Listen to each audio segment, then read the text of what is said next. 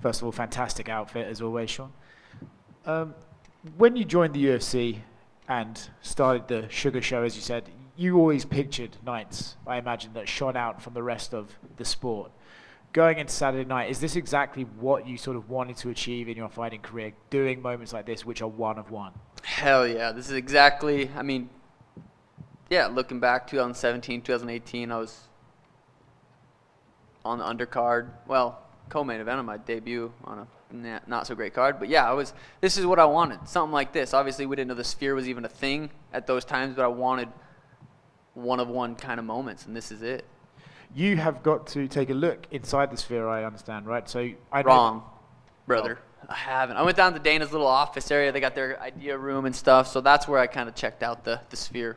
Okay. So once you did get to see that, you did get an idea of his vision for it, and then maybe this sort of co-headlining with the building itself became a bit more palatable to you? Hell yeah. Yeah, Dana gave me goosebumps just talking about it. It was talking to Dana about anything off camera. He's the same, kind of just fired up, super inspirational to be around. But yeah, once he kind of showed me his vision of it, how much effort he's put into this, and how much work the UFC and everyone's put into this, it really gives you a different perspective on how crazy of an event this is going to be.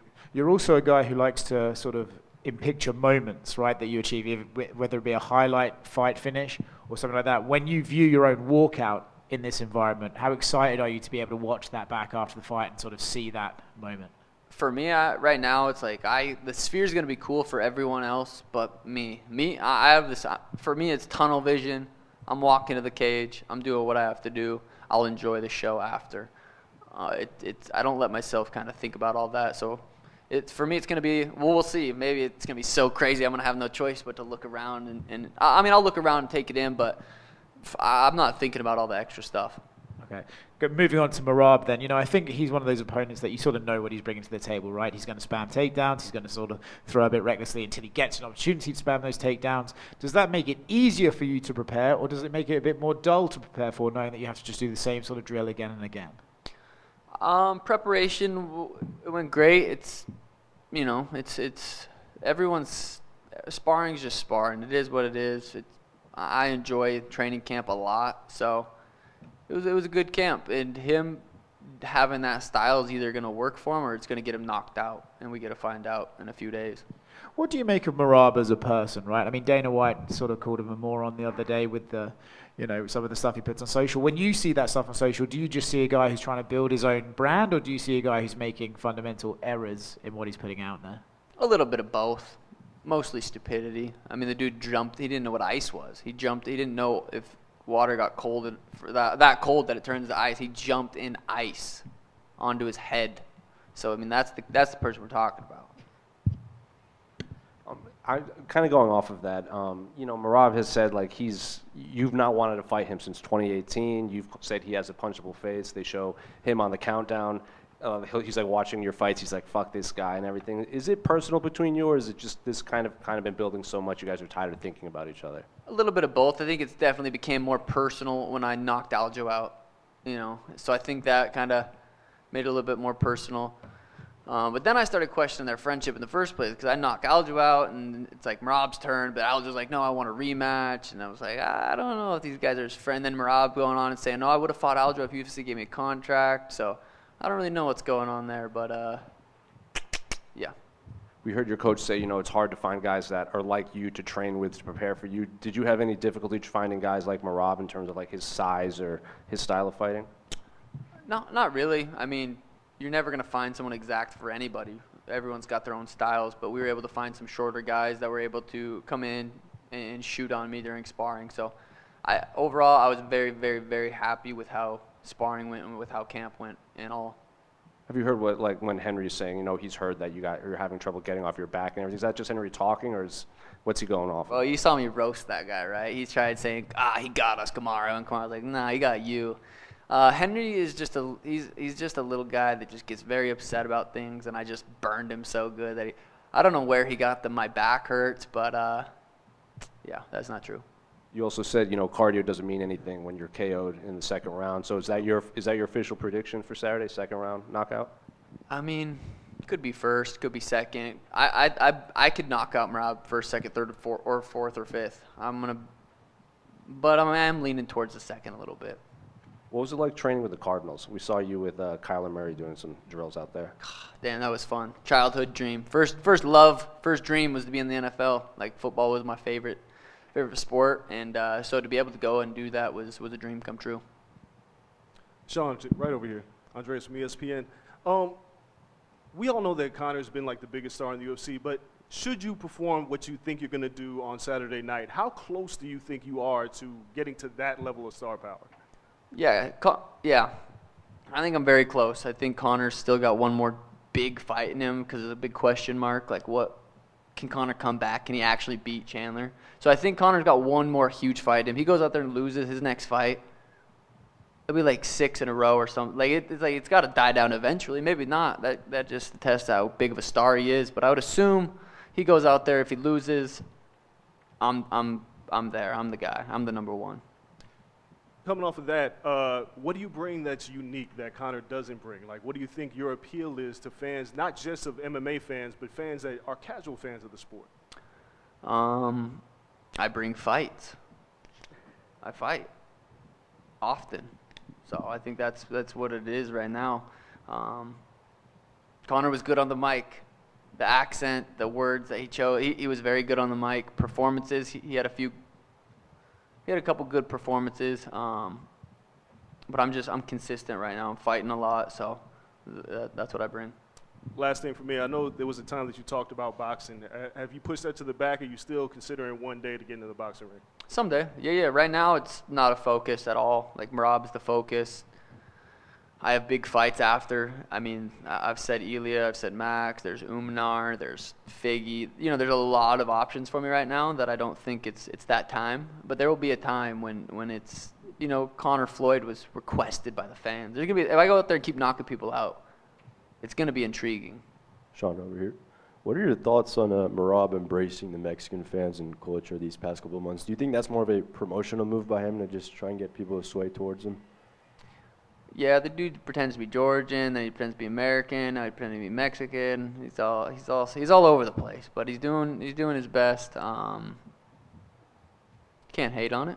And I know obviously a big focus not only on the fights but the Sphere. I mean, I'm sure you heard a lot about that already. But being back in Vegas for you, I know Vegas has always been a city you like to fight in, and you wanted to be on last December pay-per-view. So I guess how does it feel for you just to be back in Las Vegas? God, it feels great. It feels like we're home. My first, I think, we'll count in the Contender Series, I think my first 10 fights were here in Vegas. So feels so good to be home. Feels good. The short fight week in Boston, or in Abu Dhabi, I was there like 17 days early. Boston, I was there Sunday. Miami, I was there Monday. This week we got in Tuesday afternoon.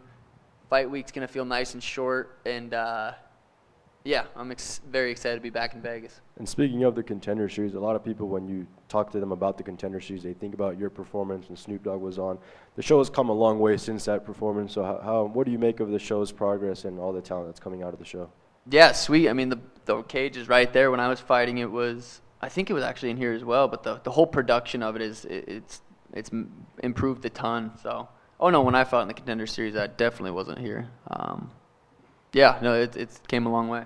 And back to your career, obviously, there's a couple guys that have their names in their hat for it to be next. So if you get past Merab, who do you think should be more deserving of a fight, whether it's a Figueiredo or an Umar Nurmagomedov? What do you think?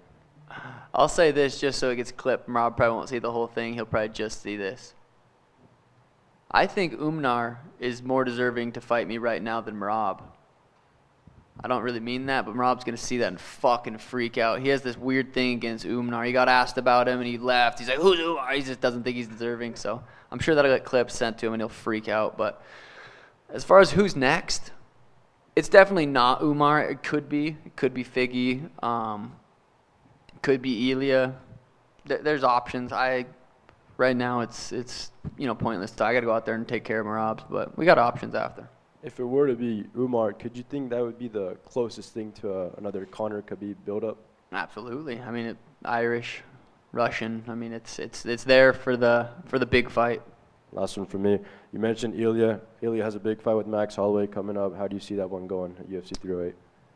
Honestly, I think Max might piece him up. Ilya's very, very skilled. Ilya's, up there top 3 pound for pound, in my opinion. So I'm very, very excited for that fight. I haven't been this excited for a fight for a while, so I'm looking forward to that one, but I think Max potentially could piece him up. Sean, back over here. How different was this camp compared to Aljamain Sterling? Both teammates, both like to wrestle. That camp, you were injured with a rib, so like you were kind of limited on the wrestling. Like, how different was this camp? I would say that camp, I would give it a D+. Like, I was able to still run. I was still able to do my hill sprints. I was still able to hit mitts. I was able to get in good, like, kickboxing shape. But as far as, like, jiu-jitsu shape, grappling shape, there was, from 6 weeks out to the fight, there was none, 0. So that camp wasn't necessarily great. This camp, I'd give it an A. I think this camp's been fucking excellent, and it needs to be, because Merab's very, very dangerous. So it needed to be a good camp. It was a good camp, and I'm excited to go out there and perform for everyone. How bummed were you to not have Tommy compete on the Contender Series? Yeah, that sucks, man. He'll grow from it. It'll be a learning lesson. It's a learning lesson to everybody in the gym. It's like, when you're that close to the fight, we just gotta be smarter. And but yeah, that was tough, but it'll go by fast. He'll be back. He'll be on it, and he'll do his thing. And finally, for me, was there a Mexican fighter in the UFC that you liked watching, or that inspired you? A Mexican fighter. I just think of Kelvin Gastelum off the top of my head. His fight versus Izzy, that was the first one that came to my mind. But Mexicans are they're always fun. They're always in a good fight. They're always tough. They're hard as fuck to knock out. And but yeah. Sean over here. Sean, going back to Contender Series, obviously some fighters get built up outside the promotion and then they come over and it's a big deal. What benefit do you feel you've had specifically pretty much growing up under the UFC banner? Yeah, each fight you get to go and perform on the UFC, under the UFC platform, is a huge benefit. Like, there's just no eyeballs anywhere else like the UFC. So for me to be able to go there and build myself from when I started to now, it's like every fight I become a little bit more popular, and so it's a huge benefit doing that under the UFC. I've got a couple more for your reaction. Do you think Merab should have to give you back your jacket if you win? He doesn't have it. He borrowed it because I gave it to him. His nose looks like a fucking coat hanger. I was talking shit to Aljo. That's the thing. You clearly see in the video that I take my jacket off and I put it on the handle. People are like, "Oh, Merab stole your jacket." He didn't steal it. I let him hold it for me. So I still have it. And then the last one, just for the record, do you feel you're more Mexican than Merab, headlining Mexican Independence Day? 100%. I have a Mexican family. Thank you. Sean, right over here. In the past year, just how would you describe what being a champion has been like? Winning the title in Boston, defending it, just how would you describe what that's been like? Before I was champ, I told myself I need to live like I'm the champ. As far as what I'm doing, training, what I'm doing outside the gym, I need to live like a champion if I want to become a champion. So I've been doing it for a while. Same shit, like train, recover, COD, train. Like it's a very basic lifestyle for the most part. Back last September, you got to go up to Missoula and celebrate with the Grizzly football team. Got to be celebrated at the stadium in front of thousands of fans. Can you just describe what that was like, being celebrated in Montana in front of a stadium like that? Yeah, that was cool. That was felt good to go back home and be celebrated. Montana's, I'm born and raised there. It kind of molded me as a fighter, so yeah, it was cool. And then not long after that, you did the Town Pump event in Helena. Like, do those events mean more because it's where you grew up when you look back at it? Yeah, it's funny just going to places like my hometown and seeing high schoolers stand in line to get a picture with me. Like, I would have been standing in line to see someone that had made it from hometown. So I saw a lot of my younger selves in those guys. So yeah, it was cool. And then your siblings have been a big part of your life as well, and we're going to be speaking with them tomorrow. But Michael has obviously had kind of a remarkable story in his own right, and kind of a path for himself. Like, as his younger brother, what's it like kind of seeing the trials and tribulations your older brother has powered through to kind of get to where he is now? Yeah, I thought that dude was definitely going to be dead. I lived in Arizona for like 8 years before he did. He was back in Montana, addicted to drugs, like way off on the deep end. And I thought that dude, I completely emotionally was not attached to him at all. Like, I thought he was going to die eventually. So for him to get sober, move to Arizona, and like be a part of my life now is fucking, it's inspiring, honestly, because addiction's no joke, and he's, battles it every day, but he's winning, so it's cool to see. How proud are you of him, and how much does he mean to you, just knowing his path? Very proud of him.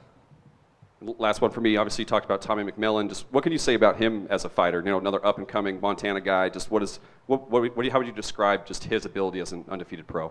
Yeah, Tommy's very durable, very fucking skilled, good mindset, and I'm excited to watch his career play out. Thanks, Sean. Sean, you said you ranked Ilya top 3 pound for pound. Where do you feel that you rank in your own pound for pound? Number 1, of course. All right, then who's number 2?